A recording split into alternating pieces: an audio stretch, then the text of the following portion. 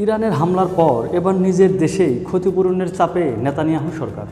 ইরানের একের পর এক ক্ষেপণাস্ত্র ড্রোন হামলায় বিপর্যস্ত ইসরায়েলিরা এখন বেনিয়ামিন নেতানিয়াহু সরকারের কাছে ক্ষতিপূরণ চাইছে। এজন্যই প্রায় ৩৯,০০০ আবেদন জমা পড়েছে।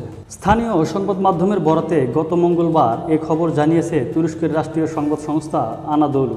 সংবাদ মাধ্যমটি বলে, ইরানি হামলায় ক্ষতিগ্রস্তদের জন্য একটি ক্ষতিপূরণ তহবিল গঠন করেছে ইসরায়েলের কর কর্তৃপক্ষ। ১৩ জুন ইরান ইসরায়েলের মধ্যে সংঘাত শুরুর পর থেকে এ তহবিল থেকে ক্ষতিপূরণ চেয়ে মোট ৩৮,৭০০টি আবেদন জমা পড়েছে। ইরানের ক্ষেপণাস্ত্রের আঘাতে শুধু ঘরবাড়ি ভবন ক্ষতিগ্রস্ত হওয়ায় ক্ষতিপূরণ চেয়ে আবেদন জমা পড়েছে ৩০,৮০৯টি।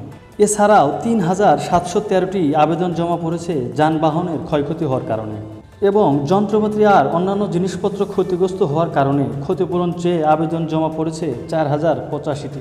ইসরায়েলি ওয়েবসাইট বেহাদ্দেই হারেদিমের তথ্য মতে শুধু তেল আবিবেই ক্ষতিপূরণ চেয়ে ২৪,৯৩২টির বেশি আবেদন জমা পড়েছে।